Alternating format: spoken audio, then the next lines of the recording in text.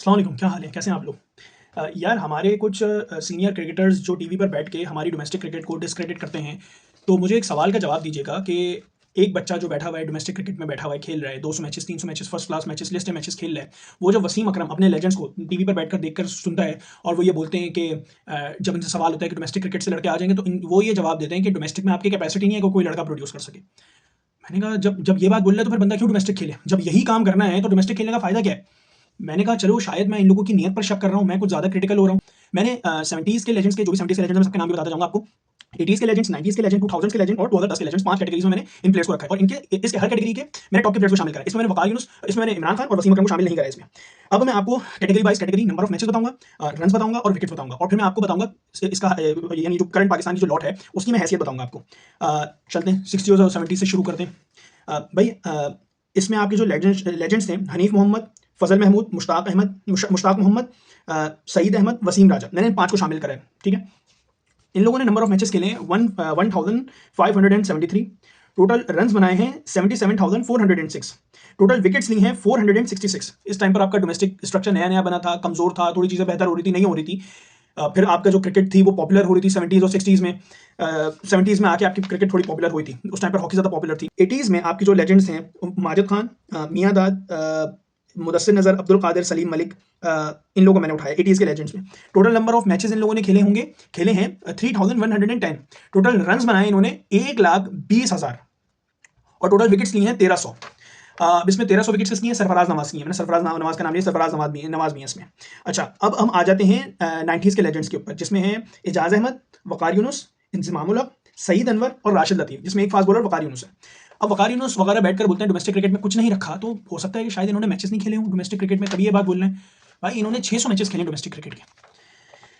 अब मैं इन लोगों के मैचेस, नंबर ऑफ मैचेस बता दूं। इन लोगों ने टोटल, ये जो मैंने क्रिकेटर्स का नाम लिया, इन्होंने टोटल मैचेस खेले हैं 2640 और टोटल रन्स बनाए हैं इन्होंने 98,000, 98,000 और टोटल विकेट्स हैं इनके 1800 से बस वकार यूनुस के विकेट्स हैं। अब आ जाते हैं हम लोग 2000 के लेजेंड्स में, जिसमें कौन कौन है? यूनुस खान, अब्दुल रज़ाक, दिनेश कनेरिया और मिसबाउल हक, ये लोग हैं। इन लोगों ने टोटल नंबर ऑफ मैचेस खेले हैं 2079। इन लोगों ने टोटल रन्स बनाए हैं 81,000 और विकेट्स हैं इन लोगों की टोटल 1413। अच्छा, जिसमें एक और बात ये बता दूं, इसमें आपको रन्स कम लग रहे होंगे, क्यों? क्योंकि इसमें मैंने एक ऑलराउंडर शामिल करा है, वरना बाकी हर कैटेगरी में 4 बैट्समैन 1 बॉलर। इस कैटेगरी में एक ऑलराउंडर, 1 बॉलर और 3 बैट्समैन है। तो टोटल नंबर ऑफ विकेट्स हैं इनकी 1413 नंबर ऑफ विकेट्स। अब आप ये बताइए, वकार यूनुस की टोटल 1800 विकेट्स हैं। मैंने अभी वसीम अकरम के विकेट शामिल नहीं करी 90s के लेजेंड्स में। आ जाता हूँ 2000 और 2010 और 2020 के मैं टैलेंट के ऊपर आ जाता हूँ। मैंने हर कैटेगरी में मैंने 5, यानी मैंने जो नंबर ऑफ सैंपल्स मैंने लिए हैं 5 लिए। यहाँ पर मैंने नंबर ऑफ सैंपल्स 8 लिए।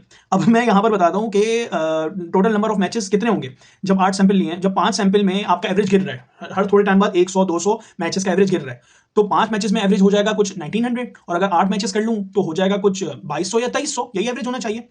भाई आपके 8 प्लेयर्स ने मैचेस खेले हैं 976 मैचेस और इसमें भी एक डिस्पैरिटी है। अभी मोहम्मद रिजवान और फखर जमान के मैचेस मैंने शामिल नहीं करे, क्योंकि उन्हीं दो की वजह से ये मैचेस आपको 976 नजर आ रहे हैं आपको। कहां आपके फास्ट बॉलर, याद रखिएगा, कहां आपके फास्ट बॉलर जिसमें सरफराज नवाज है 530 डोमेस्टिक के मैचेस खेले हुए, लिस्ट ए और फर्स्ट क्लास दोनों। कहां आपके वकार यूनुस जिन्होंने 670 मैचेस खेले हुए। कहां आपके वसीम अकरम जिन्होंने 800 मैचेस खेले हुए डोमेस्टिक के। और कहां पर नसीम शाह और शादाब खान, दोनों के कंबाइंड 160 मैचेस और टोटल नंबर इन लोगों की विकेट्स कितनी है? शादाब खान की 126 है, नसीम शाह की 140 विकेट्स हैं। साइम अयूब बहुत जल्दी डेब्यू कराया गया, 50 मैचेस खेले हैं, 2100 रन बनाए हैं। फखर जमान, अच्छा अब इसमें डिस्पैरिटी की मैंने बात करी थी, इसमें फखर जमान के मैचेस हैं 350 और रन हैं 18,000। मोहम्मद रिजवान के मैचेस हैं 324 और रन हैं 13,000 और हमारे टोटल रन बनते हैं इस कैटेगरी में आके 40,000 रन। ठीक है, 40 के एवरेज पे रन बना रहे हैं लोग। इसमें टोटल नंबर ऑफ विकेट्स कितनी है? 614, despite adding Shadab Khan, Naseem Shah and Shaheen Shah Afridi. 3 fast bowlers को मैंने ऐड करा है, उस टाइम पर आपकी विकेट बन रही है 614। और सुनिएगा, मैंने एक ऑलराउंडर और एक मैंने स्पिनर को शामिल करा था 2000 के एरा से, दिनेश कनेरिया और अब्दुल रज़ाक। उनकी विकेट्स बन रही थी 1413 और यहां पर 3 बॉलर्स को शामिल करा, प्रॉपर बॉलर्स को शामिल करा, जो आपके front line spinners, front line bowlers हैं, आपको उनको शामिल करा मैंने। डोमेस्टिक क्रिकेट का स्टैट बता रहा हूं आपको मैं। तो ये क्या है भाई? आपकी क्रिकेट को क्या हो गया भाई? क्यों नहीं क्रिकेटर्स डोमेस्टिक क्रिकेट खेल रहे हैं? और टीवी पर बैठकर जो क्रिकेटर्स हैं वो डोमेस्टिक क्रिकेट को डिस्क्रेडिट करते हैं। वहां पर शादाब खान और हसन अली टीवी पर बैठे हुए। मैं अहमद शहजाद की बात नहीं करूंगा, अहमद शहजाद डोमेस्टिक क्रिकेट से रिटायरमेंट दे दिए, लेकिन ये दोनों टीवी पर क्या कर रहे हैं? ये लोग तो एक्टिव क्रिकेटर्स हैं अभी के। तो कहने का ये मतलब है आपने डिसरिगार्ड करा है, डिस्क्रेडिट करा है अपने सिस्टम को, खासतौर पे 90s के लेजेंड्स। क्यों करा है? अब मैं आपको समझाता हूँ क्यों करा है इन्होंने। इन लोगों ने डोमेस्टिक क्रिकेट को इसलिए इतना डिस्क्रेडिट करा है ताकि आपके जब भी एनालिसिस हो वो सब्जेक्टिव बुनियादों पर हो। और ये क्यों करते हैं, मैं वजह बता रहा हूँ उसकी, अभी आ रहा हूँ इसी बात पर। क्यों करते हैं मुझे ऐसा लगता है, आई माइट बी रॉन्ग, ये मेरा सब्जेक्टिव ओपिनियन है कि ये लोग सिलेक्शन को एक सब्जेक्टिव क्राइटेरिया बनाना चाहते हैं कि सब्जेक्टिवली प्लेयर्स को सेलेक्ट किया जाए। फिर क्या होगा, जब सब्जेक्टिवली प्लेयर्स को सेलेक्ट करेंगे तो फिर मेरी सेटिंग के लड़के खेलेंगे। भाई सब्जेक्टिवली से क्या मुराद है? मुझे लगता है इन प्लेयर्स को सेलेक्ट करना चाहिए क्योंकि आपने डोमेस्टिक क्रिकेट को तो डिसरिगार्ड कर दिया। अब प्लेयर्स वहां पे 4000 मैच, 400 मैचेस के लिए, 500 मैचेस के लिए, जब मैचेस के लिए तो रन बनाएगा, तो वो 8000 वो बनाए, 20000 रन बनाए, 15000 रन बनाए, इट डजेंट मैटर। आगे और सुनिएगा, रुका नहीं हूं अभी मैं, बाबर आजम पर आ जाता हूं। बाबर आजम का क्यों फेलियर है इतना ज्यादा, आपके प्लेयर्स का डिक्लाइन क्यों है? बाबर आजम ने टोटल मैचेस खेले 92 और रन बनाए 6040। साइम अयूब ने खेले 50 मैचेस, रन बनाए टोटल 2100। अब मैं आपको एक प्रेडिक्टेबल, यानी आपको प्रेडिक्ट कर दूं मैं आपको, माँ के पेट से कोई भी बच्चा ना क्रिकेट सीख कर नहीं आता है, उसके अंदर टैलेंट होता है, वो नेशनल टीम, वो अच्छी परफॉर्मेंस शुरू में देना शुरू कर देता है। लेकिन एक टाइम आता है जब परफॉर्मेंस में डिप आता है, वहां पर आता है आपका प्रोफेशनलिज्म, वहां पर आती है आपकी कंसिस्टेंसी। मैं अगर एक पेपर अच्छा दे दूं और दूसरा पेपर अच्छा नहीं दूं तो मेरा एवरेज तो खराब हो जाएगा ना। तो same goes for cricketers. Domestic cricket वो जगह होती है जहां पर क्रिकेटर्स बनते हैं। पाकिस्तान क्रिकेटर्स बनने की जगह नहीं है। बहुत रोमांटिसाइज किया जाता है कि बाबर आजम को टीम में लाके बनाया गया, बहुत रोमांटिसाइज किया जाता है, नसीम शाह को, शाहीन शाफरी को अर्ली पिक कर लिया। तो क्या उखाड़ लिया इन्होंने? वसीम अकरम जो इतना बोलते हैं, तो वसीम अकरम ने खुद 800 मैचेस खेले में, जो उनका डेटा बता रहे हैं। वकार यूनुस जो खुद बात कर रहे हैं, खुद इन्होंने 680 मैचेस खेले में। तो ये कहाँ की बात करते हैं भाई? इन लोगों ना, इन लोगों को सिर्फ सेटिंग के लड़के चाहिए, इन लोगों को वो सेट ऑफ प्लेयर्स चाहिए जो खुद भी कमजोर हों, और ये लोग उन प्लेयर्स को बैक करें, उनका भी काम चलता रहे और इनका भी काम चलता रहे। यानी इन लोगों की भी, पाकिस्तानियों की आदत है ना कि भाई हमारी बात सुनो, हमारी चलेगी। मिसबाह-उल-हक के दौर में क्यों उन्होंने सरफराज अहमद को सैक करके नई टीम बनाई? क्योंकि इनको अपनी टीम में इजारादारी चाहिए थी।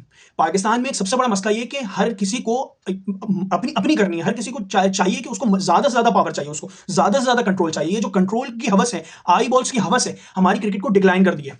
मैं ग्राफ्स भी साथ साथ लगा रहा हूँ, आप ये भी देखते जाइएगा। तो बस कहने का ही मतलब है भाई, इन कयूमी से भाई आप जान छुड़ाएं अपनी, और अपने जो डोमेस्टिक के क्रिकेटर्स हैं, डोमेस्टिक के परफॉर्मर्स हैं, उनको रिस्पेक्ट दें, उनको प्रॉपर रन दें, और सिलेक्शन क्राइटेरिया थोड़ा आप ऑब्जेक्टिव बनाएं। ये जो सब्जेक्टिव कर दिया ना, डोमेस्टिक क्रिकेट को डिस्क्रेडिट करते हैं और खुद बैठ के 600 800 मैचेस खेले। मैं डेटा के साथ बात कर रहा हूं अभी, मैं कहीं हवा की मैं फायर नहीं कर रहा हूं मैं आपको। तो ये एक सबसे बड़ा मसला है। तो और खासतौर पे पीएसएल को, जैसे अहमद शहजाद ने उस दिन बात करी थी कि पीएसएल को अपना सिलेक्शन क्राइटेरिया आप बनाएंगे तो यही हशर होगा आपका। आपको प्लेयर्स को प्रॉपर रन देना है। बाबर आजम, मोहम्मद रिजवान की बात नहीं करूंगा, मोहम्मद रिजवान को पाकिस्तान टीम में रहना चाहिए। बाबर आजम को जाना चाहिए डोमेस्टिक क्रिकेट में, एटलीस्ट 150 डोमेस्टिक के मैचेस खेल के वापस पाकिस्तान टीम में आए आप। नसीम शाह, शाहीन शाह, ये लोग नॉन डिजर्विंग थे, इन लोगों को आपने पाकिस्तान क्रिकेट टीम में इंडक्ट करा। इन लोग दोनों को आप भेजें डोमेस्टिक क्रिकेट के लिए। शादाब खान जो टीवी पर बैठ के बकवास कर रहे हैं, हसन अली टीवी पर बैठ के बकवास कर रहे हैं, इन दोनों को बोलें कि जाके ये लोग डोमेस्टिक के मैचेस खेलें। वो इमर्जिंग कैटेगरी एक बन गया हमारे लिए आदाब। हर बार एक डोमेस्टिक में एक नया लड़का देखने को मिलता है, तो ठीक है भाई, देखने को मिलता है, नया इमर्जिंग टैलेंट देखने को मिला भाई, तो डोमेस्टिक में जाके परफॉर्म करना। इमर्जिंग में तो बहुत सारे प्लेयर्स खेले, बहुत सारे प्लेयर्स डोमेस्टिक खेल रहे हैं, तो इन लोगों ने क्या नया काम कर दिया? बस वो एक तुक्का लग गया तो खिला लिया, तो खिला लिया। तो भाई इस तरह आप तुक्के से मैचेस जीत सकते हैं, जिस तरह 2017 की चैंपियंस ट्रॉफी आपने जीती थी इन छोटे छोटे बच्चों को खिला के, वो भी तुक्का ही था। मैं उसको डिस्क्रेडिट नहीं कर रहा, लेकिन उसके बाद आपकी टीम की परफॉर्मेंस कोई कंसिस्टेंसी में नहीं थी। आपको एक अच्छा कप्तान मिल गया था, उन्होंने इन नाकाराओं को फिर भी चला लिया था। हसन अली जैसे नाकारा को जिस कैप्टन ने चला लिया, तो अब सोचो उस कैप्टन का दिमाग क्या होगा भाई।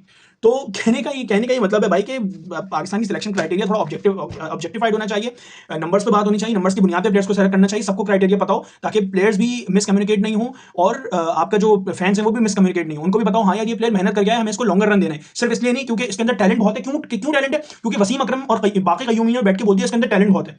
मैं आपको प्रेडिक्शन दे रहा हूँ, साइम अयूब आज से 1.5 साल बाद कुत्तों की तरह फेल होगा, जिस तरह बाबर आजम आज फेल हो रहा है। क्यों? क्योंकि इसके पीछे डोमेस्टिक के रन नहीं है, भले जितना स्टाइलिश बैट्समैन है, जिसके पीछे डोमेस्टिक के रन नहीं होंगे, जिसके पीछे डोमेस्टिक के 350-400 मैचेस नहीं होंगे, बैट्समैन की बात कर रहा हूं, बॉलर की भी बात कर रहा हूं, वो इंटरनेशनल क्रिकेट में फेल होगा आके। विराट कोहली के डोमेस्टिक के क्रिकेट मैचेस आप उठा के देखें, यही नंबर होंगे, कुछ 350 या 250 होंगे। तो कहने का ये मतलब है कि भाई फैंस को चूतिया बनाना बंद करें, हमारे कयूमीज की लेजेंड, और डोमेस्टिक क्रिकेटर्स को इज्जत दें और उन प्लेयर्स को आप सेलेक्ट करें। बहुत लंबी वीडियो हो गई आज, 13-14 मिनट की वीडियो हो गई। तो बस अपना ख्याल रखिएगा, अल्लाह हाफिज़। और वीडियो कैसी लगी लाजमी बताइएगा, लाइक करिएगा, शेयर करिएगा, कोई वैल्यूबल अगर आपको बात लगी तो और भी दोस्तों को शेयर करिएगा, और सब्सक्राइब करिएगा अगर आप यूट्यूब से देख रहे हैं, और लाइक करिएगा। जज़ाकल्लाह।